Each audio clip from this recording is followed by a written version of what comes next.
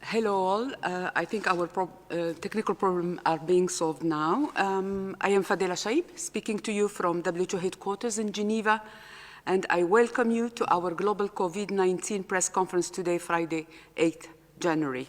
Present in the room are WHO Director General, Dr. Tedros, Dr. Mike Ryan, Executive Director, Health Emergencies, Dr. Maria von Kerkhoff, Technical Lead for COVID-19, Dr. Bruce Aylward, Special Advisor to DG and Lead on ACT Accelerator, Dr. Mariangela Shimau, Assistant Director General, Access to Medicines and Health Products. Joining us remotely are Dr. Kate O'Brien, Director, Immunization, Vaccine and Biologicals, and Dr. Ed Kelly, Director, Integrated Health Services. Welcome all. We have simultaneous interpretation in the 6 UN languages plus Portuguese and Hindi. Now, without further delay, I would like to invite Dr. Tedros for his opening remarks. DG, you have the floor. Thank you. Thank you, Fadila. Shukran. Good morning, good afternoon, and good evening. COVAX, set up by Gavi, CEPI, and WHO in April last year, has now secured contracts of 2 billion doses of safe and effective COVID-19 vaccines, which we're ready to roll out as soon as the vaccines are delivered. And we also have the right of first refusal on an additional 1 billion doses. However, this is where the current challenge is. At present, 42 countries are rolling out safe and effective COVID-19 vaccines. 36 of these are high-income countries, and 6 are middle-income countries. So there is a clear problem that low and most middle-income countries are not receiving the vaccine yet. This is a problem we can and we must solve together through COVAX and the ACT Accelerator. At the outset, rich countries have bought up the majority of the supply of multiple vaccines. Now, we're also seeing both high and middle-income countries that are part of COVAX making additional bilateral deals. This potentially bumps up the price for everyone and means high-risk people in the poorest and most marginalized countries don't get the vaccine. And some companies and countries have not submitted critical data, which we need to issue emergency use listings, which blocks the whole system of procurement and delivery. Vaccine nationalism hurts us all and is self-defeating. But on the flip side, vaccinating equitably saves lives, stabilizes health systems, and would lead to a truly global economic recovery that stimulates job creation. Importantly, it would also help us limit the virus opportunity to mutate. The current variants show that the virus is doing its best to make itself more suitable to ongoing circulation within the human population. This is normal of every virus, but at present we're helping it thrive if we don't reduce transmission and vaccinate equitably. Going forward, I want to see manufacturers prioritize supply and roll out through COVAX. I urge countries that have contracted more vaccines than they will need and are controlling the global supply to also donate and release them to COVAX immediately, which is ready today to roll out them out quickly. And I urge countries and manufacturers to stop making bilateral deals at the expense of COVAX. No country is exceptional and should cut the queue and vaccinate all their population while some remain with no supply of the vaccine. Science has delivered. Let's not waste the opportunity to protect lives of those most at risk and ensure all economies have a fair shot at recovery. It is a massive undertaking to ensure health system planning, coordination, training, and logistics are set and able to roll out vaccines in the midst of a COVID-19 surge. The 100-100 initiative driven by WHO, UNICEF, and the World Bank is supporting over 100 countries to conduct rapid readiness assessments and develop country-specific plans for vaccines deployment. And we have hit our target. 100 countries have now completed this critical process, and the governments and health systems are on standby for global vaccine rollout. We're ready. COVAX is ready.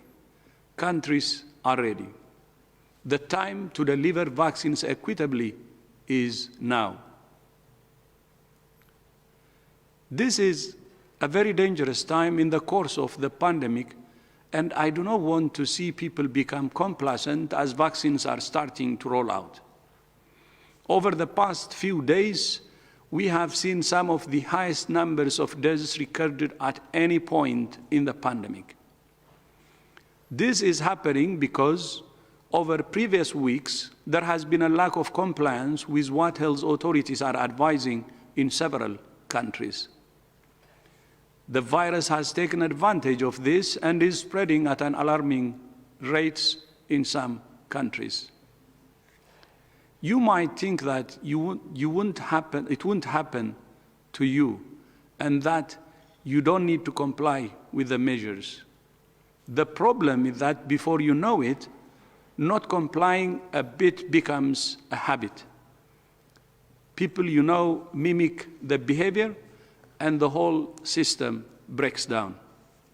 Not complying with recommended measures gives the virus opportunities to spread, putting you and your loved ones at risk for infection, and for more people to develop severe disease, and for more pressure to be put on health workers.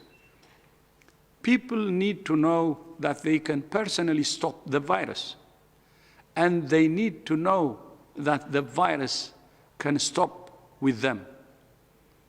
If I said one thing to people in areas where there are high numbers of cases, it would be to do all you can to avoid mixing with people from other households, especially inside.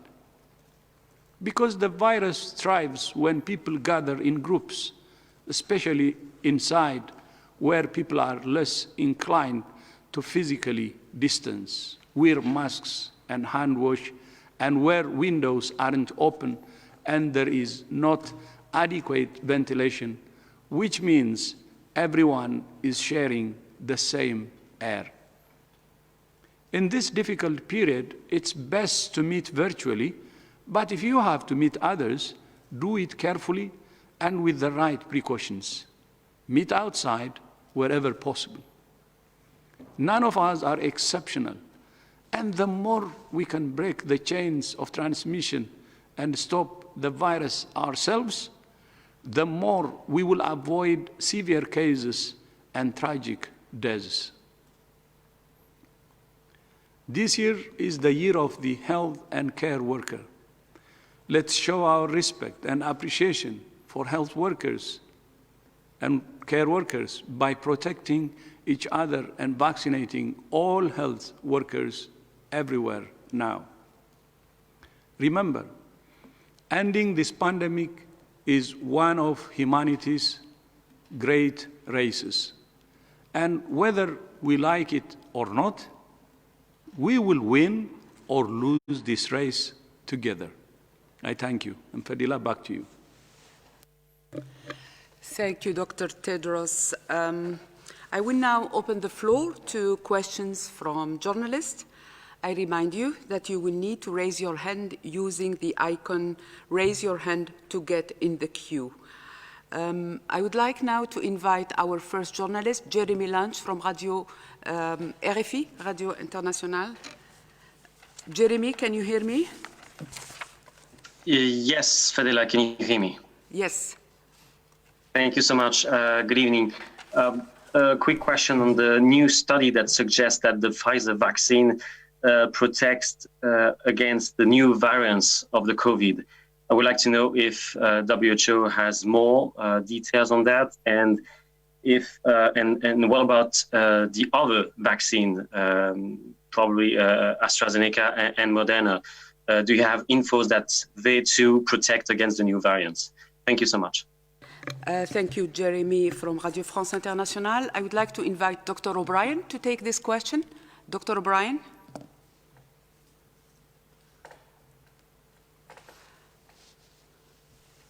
Thank you for this question. We're looking into this. It's very recent information, and I think the important thing is this is going to be a dynamic situation, and the evidence is going to continue to accrue. So this is welcome information. It's also what has been expected, understanding where the variations are, where the modifications are that are part of these variants. So this is certainly a dynamic space, and there will continue to be work going on to look at the relationship between these variants and the vaccines, a number of vaccines coming out. And in particular, I think what is also anticipated is evidence from efficacy trials that are being conducted in areas where the variants are circulating. And that, of course, will be some of the most powerful information that will come out about these vaccines.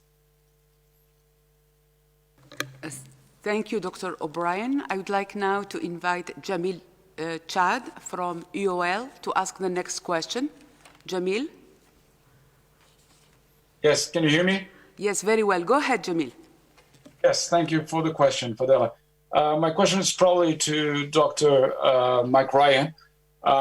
It's a question about Brazil. Could you tell us what is, in your view, the current situation in Brazil, especially in the state of São Paulo, whether you think it is time, as WHO already asked for others in terms of Europe and other regions of the world, to make restrictions, I would say more solid, or increase restrictions at this point of time.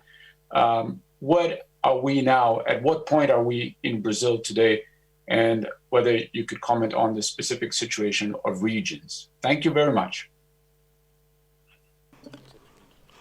Hi, Jamil. This is Mary Angela. I will come in there. I think we are observing the data from Brazil very carefully, and it's actually evolving differently in the different regions of Brazil, right?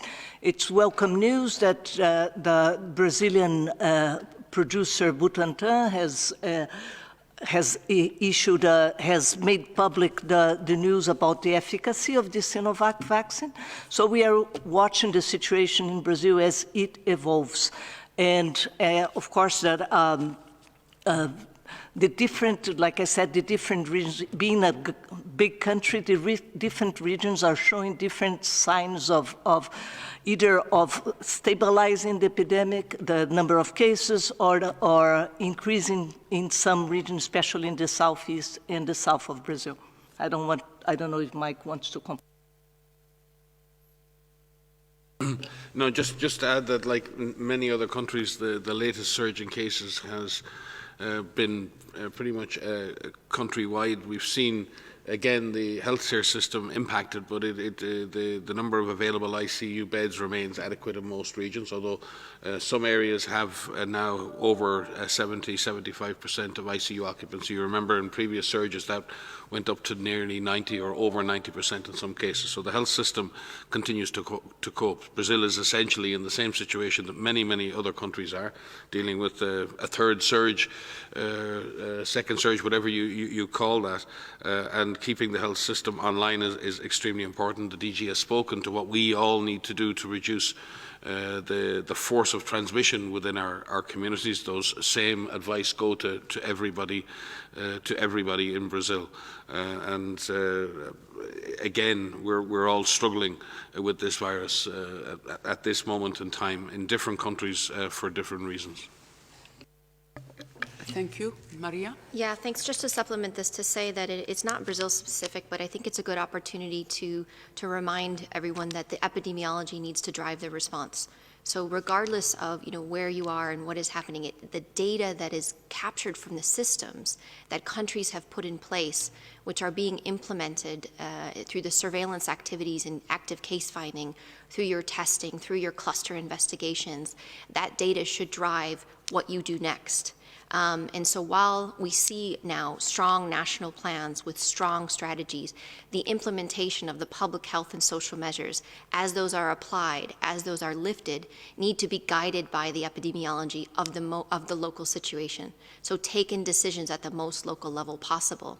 And what we're seeing is what countries are doing are looking at agile and tailored approaches based on the need, based on the capacities, and adjusting as necessary. And these are strengths of the responses that we are seeing at subnational levels.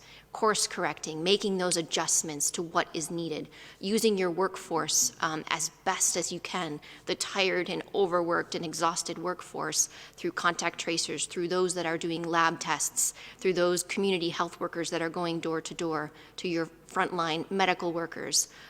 Use your workforce as best as you can where they are needed, but base it on the data that's driven. And that is something that I think is worthwhile reminding, because as we see case numbers go up and down in many different locations, the response has to be guided by the epidemiology. Whether this is a virus variant or not, it needs to be based on the local epidemiology that you're seeing, and use the tools that you have on hand, use the vaccines and vaccinations as they come online, but use everything at your disposal to reduce the spread.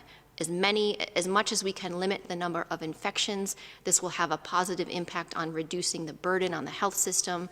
It will reduce the development of the number of people that will develop severe disease, the number of people that will need hospitalization, and ultimately the number of people that will die. Thank you. I would like now to invite Nina Larsen from IFP to ask the next question. Nina, are you with us? Yes, hi, can you hear me? Very well. Go ahead, please. Thanks. I was hoping you could provide us with an update on the international mission to China, if the Chinese officials have provided you with an explanation for why visas were not provided earlier this week, and when you think they'll be expected, and also where the two experts who set off on Tuesday are now. Are they still waiting? Thank you. Dr. Tedros? Yeah, thank you. Thank you very much. So we're in touch with Chinese officials, and they agreed to share with us the specific dates for the travel in the next few days. And we will share with you the specific dates next week. And we're also advised that the visa and other needs are on their way. So we will give you more details next week, but we expect to fix the travel dates next week. Thank you. And I just supplement to say that the two experts that had begun travel have returned to their home stations, and we spoke with, including the Director General spoke with them at the weekend, but also today we had a meeting of the international team. We continue to remain fully committed to the detailed planning for the mission on a scientific basis. We had a very good meeting today to discuss that, and we will reach out once again to continue that scientific collaboration with the colleagues on the science side in China. So we fully expect to continue that planning in terms of the terms of reference and the objectives of the mission, the specific scientific investigations and inquiries that need to move ahead. And as the DG said, the other arrangements around the logistics are in hand, and we stand ready and are on standby to move as quickly as those issues are resolved. Thank you. I would like now to invite Michael Busirkif from CNN Opinion to ask the next question. Michael, can you hear me? Yes, I can hear you. Can you hear me? Yeah, very well. Go ahead, please. Super. Thank you for taking my question. I recently had the chance to interview Dr. Michael Osterholm. He is a member of President-elect Joe Biden's COVID-19 advisory board. He said quite grimly the following: the coronavirus is like a series of forest fires looking for human wood to burn. Likely well over 65 to 75% of the world's population has yet to be infected. And indeed, just today, LA County said they're observing a test positivity rate of 20 to 25%. So my question is the following: given the slow pace of the vaccine rollout, new spikes in cases in regions that had earlier crushed the curve, vaccine hesitancy, and given the faster spread of the virus from the newer strain, what is your best estimate on what percentage of the world's population will become infected at the end of the day after all is said and done? Thank you. Hi, thanks. And Mike has said many very, very wise things right the way through this pandemic and continues to do so. The reality is that you lay out some very tough realities that you've just laid out as part of your question. The DG has said it before. We are in the fight of our lives. We're at a moment when the virus transmission is intensifying because of because of our behaviours.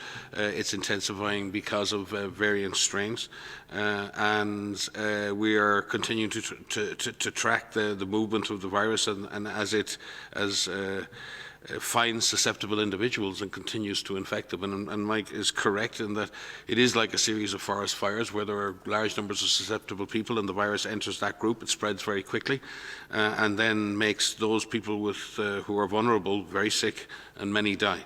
The reasons for that are the way in which we're mixing and allowing the virus the opportunity to transmit further. The virus is not stopping in each generation with each individual. The virus is continuing to find ways to move to the next generation of infection and causing havoc as it does so. The measures that DG has outlined and that Maria emphasised are still the same measures. We can still stop this virus. We can still interrupt its transmission. We have to double down and recommit ourselves to that process. Mike is correct. The vast majority of the population of this planet still remains susceptible to infection with this virus. It's very, very difficult to come up with an actual, accurate figure for how many people have actually been infected. Many of the seroprevalence studies have occurred over the last year. Many are 6 months old at this point, so we're dealing with older data. Maria can speak to how we're trying to address that number, but Mike is correct when he says up to 3/4 of the population and potentially more are still susceptible to infection with this virus. So this fire, to use his analogy, will continue to burn. It will continue to burn until we put the fire out. We can and need to put this fire out. We need to dampen the intensity of the flames. We can only do that right now through the measures we take individually and collectively and at government level to do that. We need to use all the tools, as Maria said many times, in that toolkit. We have the tools, we have the means to do that.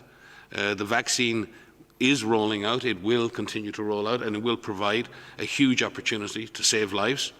And it will ultimately provide an opportunity to dampen and shut down transmission. But that day has not come yet, and we need to buy time. We need to buy time and save lives until that happens. If we cannot get vaccines, and the DG has spoken to this as well, we do not want to see a prospect where we see large proportions of people vaccinated in some countries and no one vaccinated in other countries. The people likely to die from this infection is not everybody in every country. It's very particular risk groups by age and by vulnerability who are likely to get very sick and likely to die. It is frontline health workers who are exposed to this virus every day. This is whom we need to protect first. It's not about the overall percentage of the population that's susceptible. It's not about the overall percentage of the population will ultimately be infected. It is, are we going to allow those people who are vulnerable and those people who are most at risk to get sick and die from this virus? That is what the DG has spoken to. The need for us now to take a step back and ensure that we distribute this vaccine to those who need it, to those who are most vulnerable and those who are going to benefit most. But again, Maria may speak to the issues of how we're trying to get to a better number in terms of those who are susceptible, and Bruce may want to comment on the issues of vaccine distribution.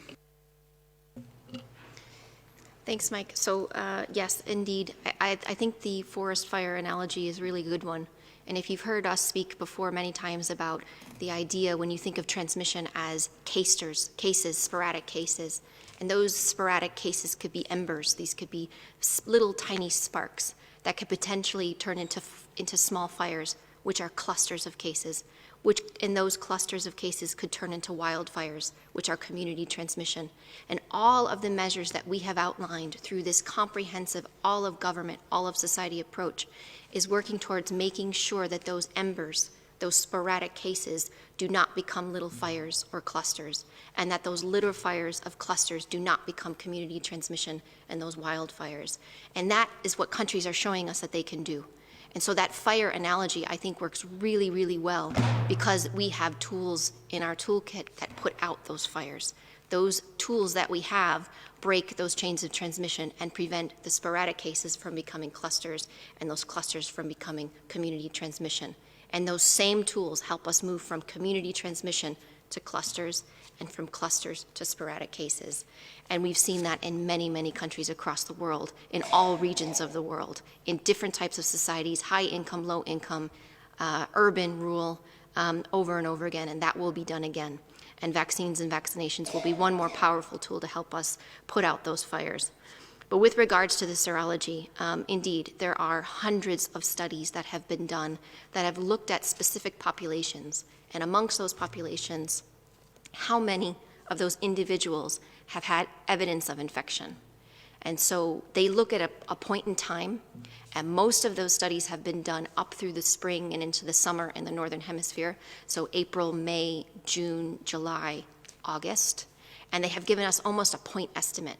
In that population, between 3, 5, maybe 10% of that population has evidence of infection.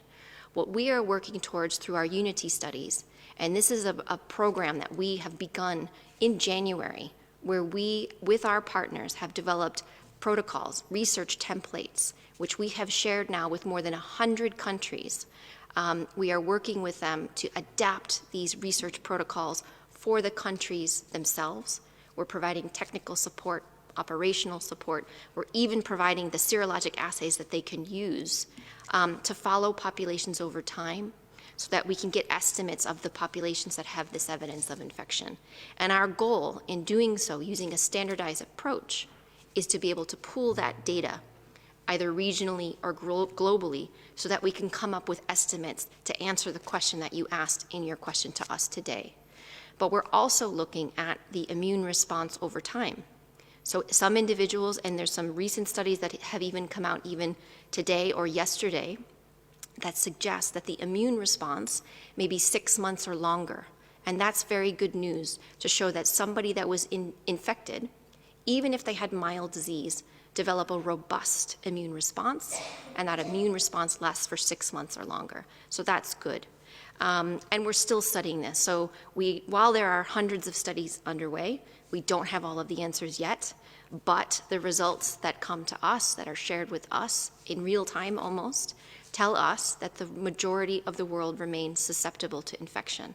And therefore, we have to do everything that we can to prevent as many infections as we can. We will emphasize that every time we have an opportunity to do so, because this matters. Every step that you take that reduces your exposure reduces the opportunity for this virus to infect you, and it reduces the opportunity for you to pass it on to someone else who may be of a vulnerable group, maybe of an older group, that would develop severe disease, need hospitalization, and potentially die. And while we have gotten better at treatment, there still are a large number of people who are dying from this virus. And so it's up to us. So as the DG said today, the virus can stop with us.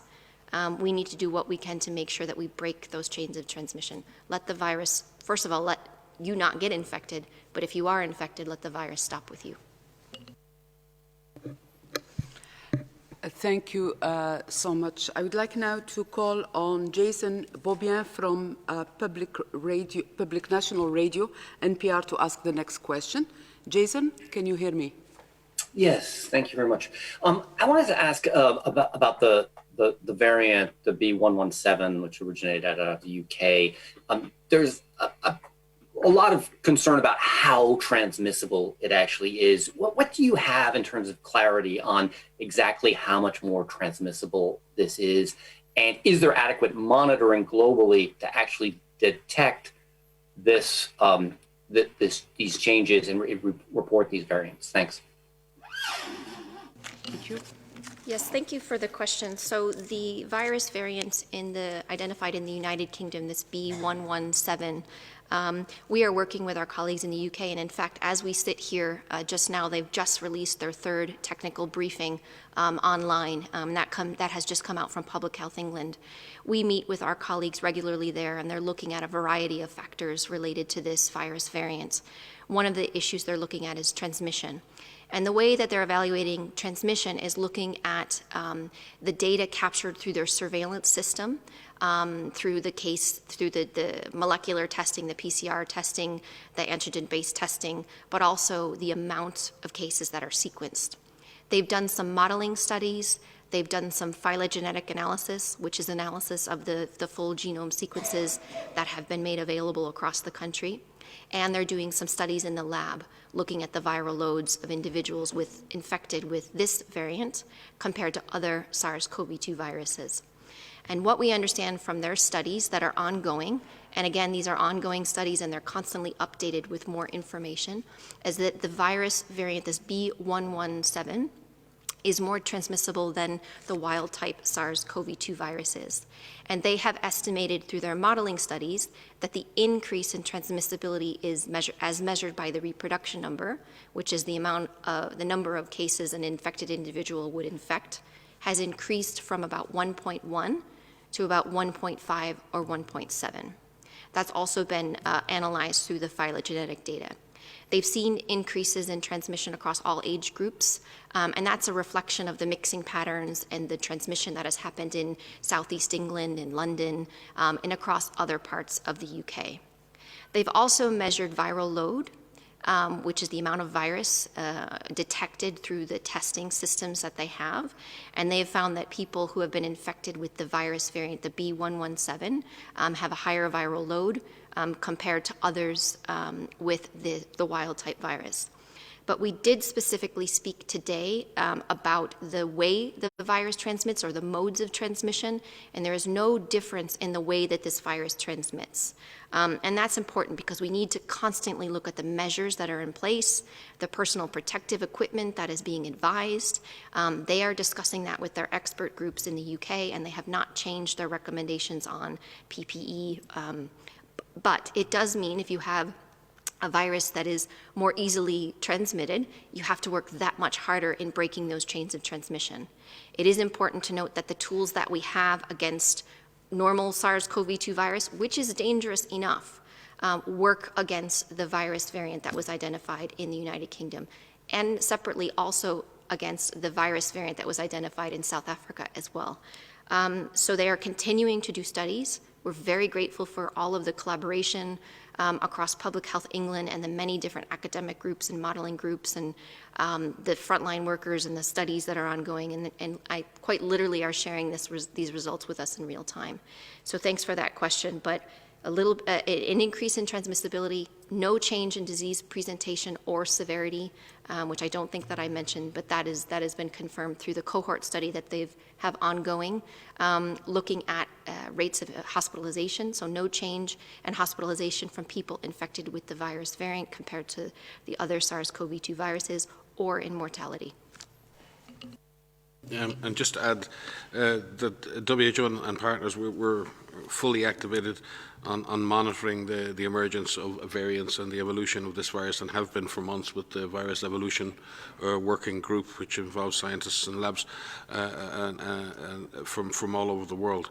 We are issuing guidance to countries on how today, thank you Maria, on specific epidemiologic and laboratory surveillance for these variants, which is supplementary to previous advice put out there.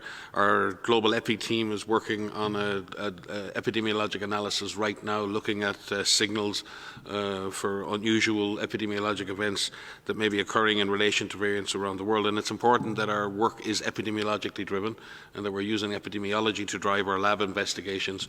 As I said, the Virus Evolution Working Group continues to work. The vaccines group is also working very hard, and next week there will be a specific research and development, our program on research and development for blueprint for epidemics.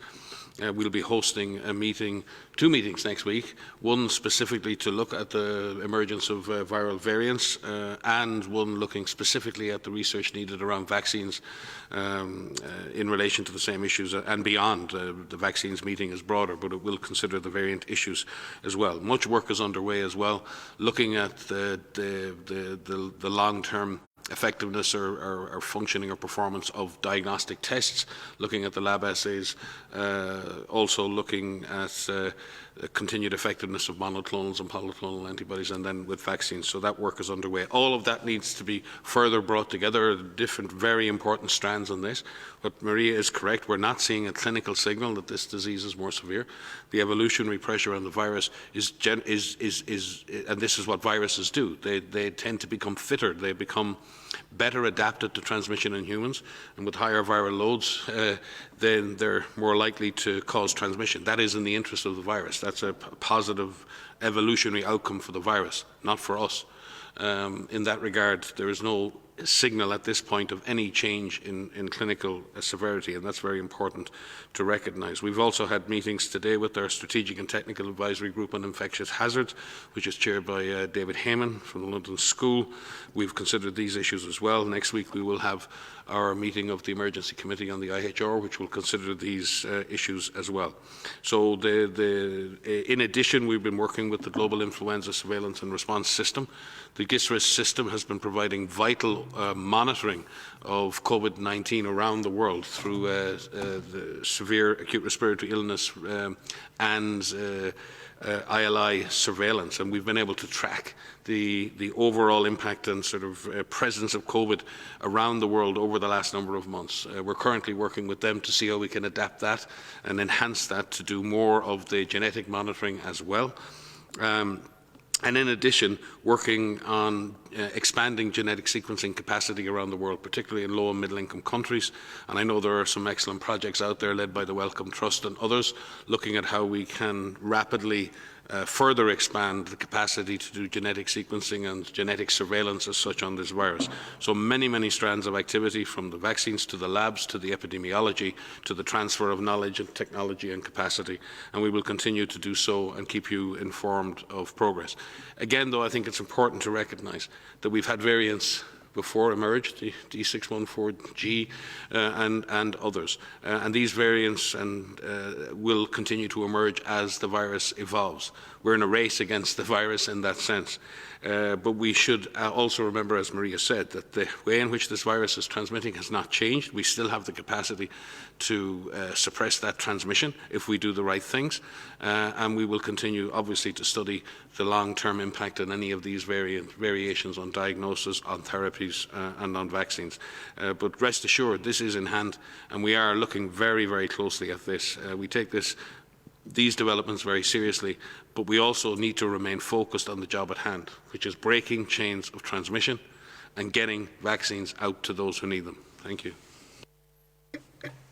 I think Dr. Van Kerkhove would like to add something. Just to say, we can share the guidance that was issued today. There were 2 pieces of guidance that were issued today related to sequencing. We've had a lot of people ask us questions about how much do we need to sequence and how do we do that. So we've issued in our disease outbreak news, which was on the 31st of December, some preliminary recommendations on who to sequence, which cases to sequence, recognizing that sequence capacity is not at the level that we need it around the world, and also that you don't need to sequence every single case that's out there. But as Mike has said, leveraging the systems around, we have really worked very hard with our flu network to be able to build diagnostic capacity as well as use the sequencing to do that. But we've issued 2 guidance today. One is an interim guidance, which is recommendations on who to test, who to sequence. And what we want to focus on is sequencing a subset of cases that are in your country based on capacity, but also especially focusing on any cases that are part of clusters that may be different than what you would expect. For example, in the United Kingdom, they noticed that there was an increase in transmission in late November, early December, when they didn't expect there to be increased transmission because there were some interventions in place. They were in Tier 2 and Tier 3 lockdown. And so they went back and looked there and did some sequencing. But also, if you see any change in disease profile, difference, or severity, those would be good cases to sequence. That's a good place to start. But we've issued some guidance with more specificity in there for the lab programs in each country to look at. And also, we have a much larger implementation guide on how to set up sequencing, which is a much bigger project because it's very labor intensive and quite expensive, but we're working with countries to be able to increase that capacity with the public health labs in country, but also leveraging academic labs and private labs that can do sequencing as well. Because as you pointed out in your question, we need to be able to detect. And detection of these mutations and the detection of these variants comes from the full genome sequencing. So being able to do that helps us have eyes on these viruses and how the viruses change, but also sharing those viruses, sharing those sequences with public databases like GISAID, for example. And that allows scientists all over the world to do these beautiful trees and phylogenetic analysis of actually tracking it over time. So we, as Mike has outlined, as you've heard us say, there's a comprehensive risk monitoring framework around mutations and variants so that we can have a robust process to determine which ones are important and why, and what is the public health impact of any of these that are identified. Sorry for that. I just wanted to add one. Sorry for taking the floor again, but as the UK have assigned the value to this, calling it a variant of concern, I think it's important to reflect on that. There are lots and lots of different variations in the virus, and there are many. Every virus you sequence will be slightly different. But the UK have identified through epidemiologic investigation first, and then identifying a variant, was associating that variant with a change in the epidemiology, and then labelling that a variant of concern. And I think that's what we're after. We're after being able to detect not just variations in the virus, but being specifically able to identify variations of the virus that are of a concern for public health, for transmission, for severity. And that's the job, picking out of the noise, picking the needle in the haystack, picking out the signal from the virus as it evolves, whether new versions of the virus evolve that are of more concern for us in terms of our ability to control it or in terms of its severity. And again, just to say, the governments of the United Kingdom and of South Africa and others in Nigeria and other countries are doing a fantastic job in stepping up on this issue of genetic surveillance and monitoring this at a much more enhanced level. And therefore, it's really important that when people call this a UK variant or South Africa variant, that we're not assigning values to these countries. These countries are not the cause of this problem. They're actually defining solutions by giving us the information that we need, and they should be commended and lauded for having invested in the kinds of systems that allow us to do this kind of monitoring. We should be following their example rather than looking at these as problems generated by or in South Africa or in the United Kingdom. The government, the public health, the labs, the clinicians and others in those countries should be, and I think South Africa is a beacon in terms of the comprehensiveness in the way South Africa has been able to pull together data from many, many different sources, again shows that this old idea of the North-South divide, that countries in the South can't do as well as countries in the North when it comes to doing this hardcore epidemiology and lab. This is about access to technology. Other countries in the South can do this as well. They don't necessarily have access to the technology and the training and the resources to do it, but South Africa has clearly shown, Nigeria have clearly shown, that if they have those resources, if they have access to these technologies, they will get on and do exactly the same job as is done in the North. Thank you. I would like now to invite Catherine Fioncon-Bokonga to ask the next question. Catherine, can you hear me? Yes, thank you, Fadela. Thank you for giving me the floor. My question is regarding the types of vaccines. if I can express myself, sorry, because I'm not a scientific. You have Africa that has problems to get access to the vaccines for the moment, are turning to the Chinese Sinopharm vaccine, and the Guinea started vaccination with Sputnik 5. So could you give us more information about those vaccines and also maybe the price? Because if I understood, the vaccines like Pfizer and Moderna that are using a new technology are 10 times more expensive than AstraZeneca, Oxford, or the one that are using a more traditional method of vaccine. Thank you so much for your answers. Merci, Catherine. I would like to invite maybe Dr. Aylward to start. Sure, thank you, Catherine. So you've asked about the types of vaccines. Now, Dr. Tedros in his opening comments highlighted that there's 42 countries around the world that we know are now vaccinating with COVID-19 vaccines. The majority of these, of course, in the industrialized world, and there's been very limited, in high-income countries, and a small number in the upper middle-income countries, about 6. And there's very limited, if any, vaccination. A lot of what you've referred to are actually plans, not actually the rollout of products yet. And sometimes just exploratory discussions. But in the places that have started vaccinating, there's been 6 vaccines that are in use right now, among them the ones that you mentioned. And these are a range of vaccines, from mRNA vaccines, as you said, all the way to inactivated vaccine products. At this point, we're aware of 2 of those vaccines that have gone through stringent regulatory authorities in multiple countries, one approved by a stringent regulatory authority in one country. One has been, let's say, emergency use listed by WHO, and that is the Pfizer product that we've seen. Others in the pipeline now for evaluation very, very rapidly.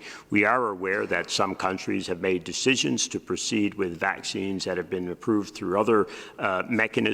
We recognize that, and we are continuing to work with both the countries to support the decision-making that they may make in that regard and understanding the issues around that.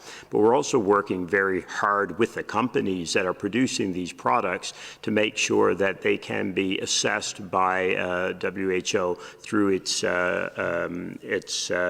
its regulatory support processes. So in the process of looking at those products, as you know, we are not in a position to provide a perspective on vaccines that are in use that we've not seen the data on. And at this point, as I say, the vaccine that we have seen is the Pfizer vaccine.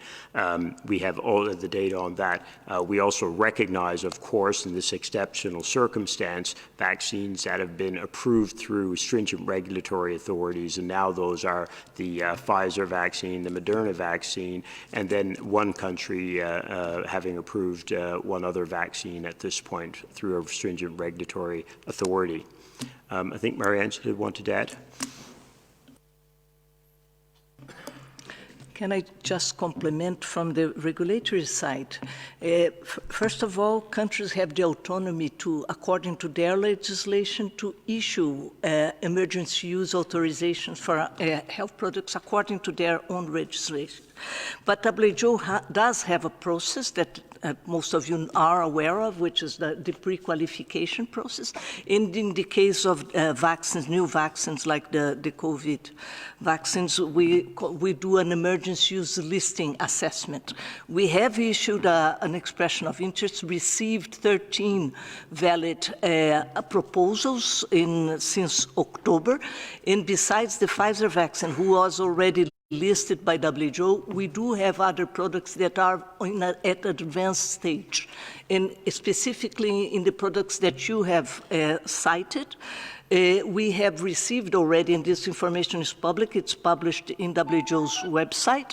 We have received, for example, the full dossier from Sinopharm, who has finalized a phase 3 trial, and it's been authorized in some countries. We are in the process of receiving the complete data from AstraZeneca, from the Serum Institute, and we expect to receive additional data from the Gamaleya, which is the Russian producer, before the end of January. So this is just to say that these products are currently being assessed by WHO, and this is important, not only because many countries rely on WHO's assessment for authorizing the use of the product in their own countries, but also because it helps the international procurers like UNICEF and others to procure the vaccines that have been assessed by WHO. Thank you. Thank you. I think that Dr. Elward would like to add something. Yeah, I just also want to come back in on the point that when people ask our opinion on these products, that I'm sure you, the journalists with us today, will appreciate for us to provide an opinion on a product that we've actually not seen and seen the data behind would be inappropriate and unfair to those asking the opinion. We also have to be very clear, though, that's a neutral perspective, right? Some of these products may turn out to be great products, extremely important in the battle against COVID-19. And this comes back to a point that the Director General made in his opening comments. We've put together a fantastic facility to help make sure vaccines get rolled out equitably around the world. The fundamentals are completely sound. That mechanism can only work if vaccines come into it and go through it, as well as money. We don't print money and we don't make vaccines. This is where we need the manufacturers working with us, and we need the countries, the donor countries and others working with us and working together. If a company does not submit the data that we need, it is slowing equitable access to vaccines around the world. If a company doesn't sign and work the deals through with us, and if we don't have the financing to do it, they're slowing equitable access. And the Director General, I think, was very frank about that today. And what we're calling for, and there's a frank call to action in the Director General's speech, is access to the data on all of these products in real time as it's coming out, so that we can ensure that we can provide a perspective on these products as rapidly as possible and get them out equitably around the world. Michael asked an excellent question earlier, and then Maria was responding to it, talking about the tools. And the problem we have is the tools aren't equitably distributed. Look at the map of the world. There's a huge part of the world that's not vaccinating yet. 50% of the high-income countries in the world are vaccinating today. 0% of the low-income countries are vaccinating. That is not equitable access, especially when we know, and Mike made this point, that the people at risk of dying are older people. There's older people everywhere in the world. The people at risk of most exposure to this are those frontline workers. These people are working around the world, but they're not being protected at the same rates. That's why we've created COVAX. It is there. It works. What it needs are the vaccines and financing. We have part of the financing in place. We are ready to go, ready to get started. We need the manufacturers working with us, and we need the countries working with us. We have to change the color of those maps this month. Thank you, Dr. Elward. I think that Dr. O'Brien has also something to add. Dr. O'Brien? Yeah, just two things to add to what has already been said by Bruce and by Mary Angela.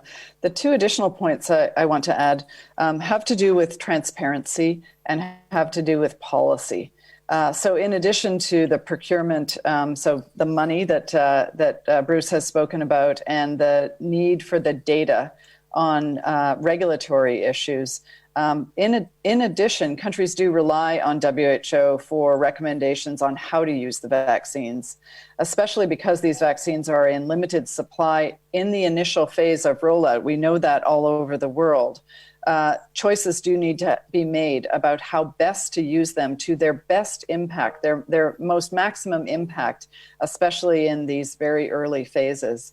And we do need to see the data on these products in order to establish policies, as SAGE did at the beginning of this week. The second thing is transparency on information. Our understanding of which countries, where they're using vaccines, what deals are being done is extremely important in order to help with this whole process of equitable allocation and equitable access to vaccines. And we're also calling on countries and manufacturers to be clear about and transparent about where vaccines deals are being done, the doses that are being arranged for use in various countries, and then their actual rollout. And having this information over time is really important for WHO and for the world to respond to this crisis in a way that will have its maximum impact. So I think those are the two other points to make here. Thank you. Thank you all. I would like now to invite Christopher Hamil Stewart from Arab News to ask the next question.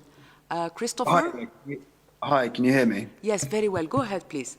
Great, thank you. I wondered if the WHO had a response to Iran's announcement today that it would ban the import of US and UK vaccines. Thank you, Christopher. Dr. O'Brien, do you want to respond to this question, please? As Bruce has just indicated, there are a number of vaccines on the market that are available around the world, and especially in the COVAX facility. The importance of having a portfolio of vaccines that serve the different needs of different countries, and especially serving the different needs of delivery situations. We know from of the different products that we have, some require an ultra cold chain, some require a frozen temperature that's not ultra cold, and some require refrigeration. So we have a lot of variability of the products in terms of a range of their characteristics.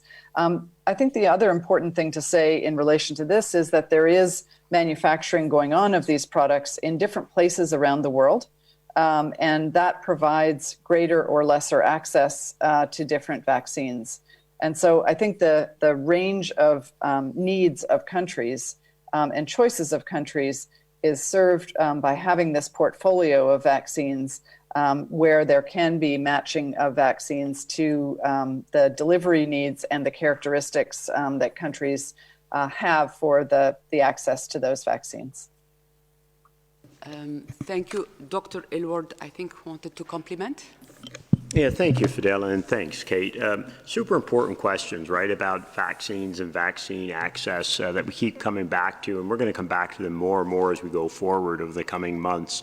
And the important thing to recognize is that every country in the world is making decisions about what products it does and doesn't want to use, and prioritize and doesn't prioritize for different reasons. And one of the things that we've been doing as part of the COVAX facility is going out and talking to the 90 plus countries that are what we call our AMC countries, and our other participants. We have 190 participants, and we get back a wide range of preferences on what kind of products they want to use, whether they want to use more than one product or two products, which particular products they may want to use, and for a whole wide range of reasons. So, you know, I come back to that perspective that the Director General comes back to again and again about the importance of not singling out individual countries or issues, and really focusing on how do we get these products to as many countries as necessary. And, you know, one of the beauties of the COVAX facility, the way we've set it up, is we've got a very broad portfolio of products.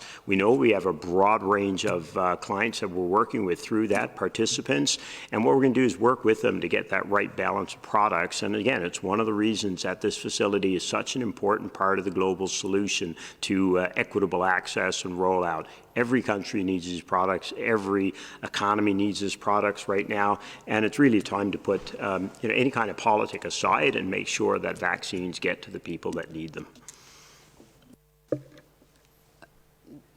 I think Bruce said it, the DG has said many times in the past, let us not politicize this virus. Please let us not politicize this vaccine either. Thank you. I would like now to invite Efe Antonio Brotto to ask the next question. Antonio, can you hear me? Yes, can you hear me? Yes, very well. Go ahead, please. Thank you, Fadela, for taking my question. So the global figures for daily cases of COVID in the first days of this year are not higher than in December, despite the fear to a spike in transmissions after the Christmas and New Year holidays. So do you think this is a good sign, maybe a sign that the vaccines are already working, or is it too soon to be that optimistic? Thank you. I think it's way too soon to be that optimistic. Look, the reality is for the third week in a row, we've had over 4 million cases reported each week in this pandemic. There's been a very slight decrease in the last week, but again, the transmissions that would have occurred over the holiday period will only be pushing through into the numbers that we're seeing this week, next week, and beyond.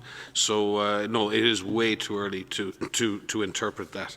What we do know is, certainly in the Northern Hemisphere, there's been a tremendous amount of mixing of people over the last number of weeks, and as has been previously stated, we're dealing with the complications of variant strains and potential increases in transmission.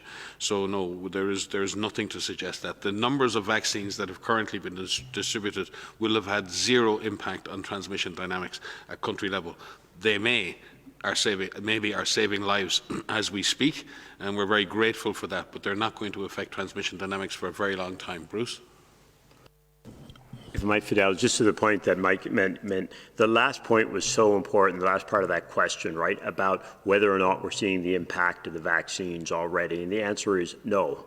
These vaccines and the way we're rolling them out have two really specific goals. Our first, save lives, get them to the people at highest risk of dying of this disease. We know those populations, they're the older people in our society, so important that they get protected early, right? We know the people who are getting exposed at a disproportionate rate, and especially those frontline workers who unfortunately have been given their lives to try and save lives during this crisis. We've got to protect those people first. So that's what our initial goals are. We do not have the volumes, they don't exist yet, and we also don't know all the mechanisms of these vaccines to be having an impact on these curves. Much too early. And as we look into our crystal balls, right, we're not going to see that in the coming 6 months. This is, as we scale up these vaccines over time, it comes back again and again to what Mike has been saying, the Director General.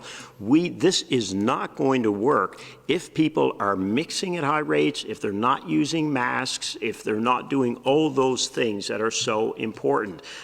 Vaccines have a lot of promise, but what we need to do now is identify the cases rapidly, the mild cases, the moderate cases that are driving this crisis, get them isolated, identify the contacts, get them quarantined. That, plus the rollout of these vaccines, is what is going to see those curves change. But it's not going to change just by those drops of vaccines that are going out at the current rates. And they're only going to go out. We've seen all the challenges to getting the numbers up, even in highly advanced environments. So it is absolutely imperative that the other parts of this response work, and we start applying the knowledge we've learned in the 12 months that we've known this virus. Thank you, Maria. Yes, thank you. So I have to, come in on the aspects of, the consequences of our action, and the Director General said it in his speech tonight. The results of our actions over the last 5-6 weeks is what is resulting in increased case numbers, in increased hospitalizations, and in increased numbers of deaths. And that will continue for the coming weeks and the coming months if we do not change our behavior. You have to follow the local advice that is being advised in the areas where you live. Governments need to enable populations to be able to do so. If you are asked to stay home, we understand that is challenging in many different respects of our daily lives and our social lives. In many situations, people need to work to put food on the table, so we need people to be supported in the actions that are advised by governments. But we also need individuals to think about what they do every single day.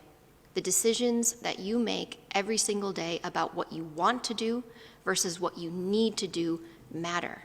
They can have consequences of increasing transmission, and they can have consequences of decreasing transmission. Please help be part of the solution of decreasing transmission. There are actions that you can take right now that limit the exposure to yourself and to your loved ones. And maybe you don't think that COVID-19 is a big deal for you, but it can be, because we know that this virus is dangerous. This virus can cause severe disease, and it can kill you. And maybe not you, maybe someone that you love that has an underlying condition or is of older age. This is serious. And at the present time, in many countries, we are seeing increased transmission where we can turn the corner by putting in the measures at home, staying home if you're unwell, staying home and not mixing with other families, postponing that trip that all of us want to take, making sure that all of the actions that are put in place. If you are asked to be in quarantine, please stay in quarantine.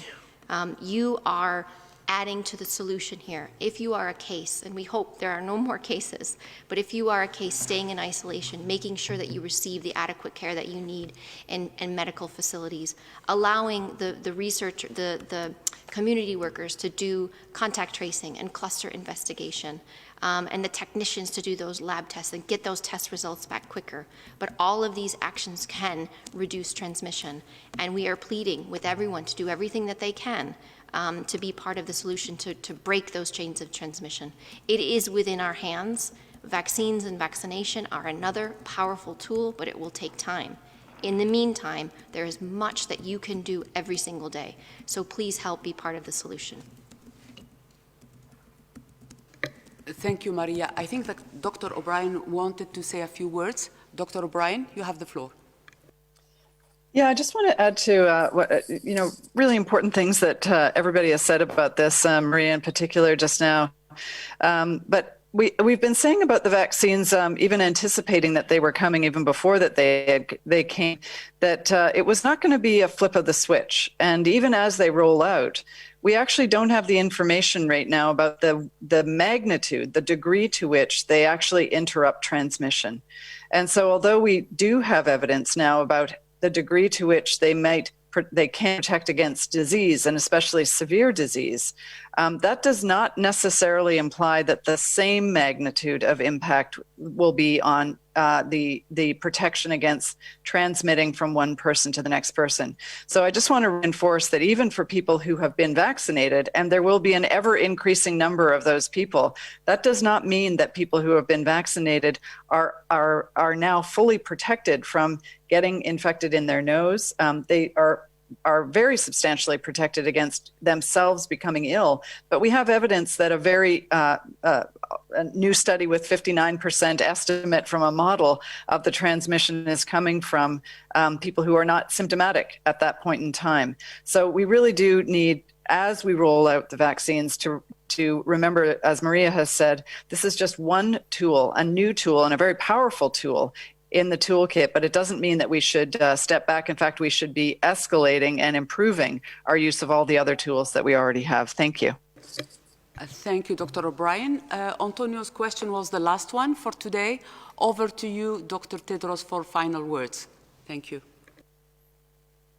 Thank you. Thank you so much, Fadila. Thank you all colleagues from the media for joining, and look forward to seeing you in our upcoming presser. Have a nice weekend and Happy New Year. Thank you, DG. Just reminding journalists that we will be sending the audio file and the DG speech right after this press conference. The full transcript will be posted soon on the WHO website. As usual, do not hesitate to contact the media team if you wish to ask any follow-up question. Thank you and have a nice weekend.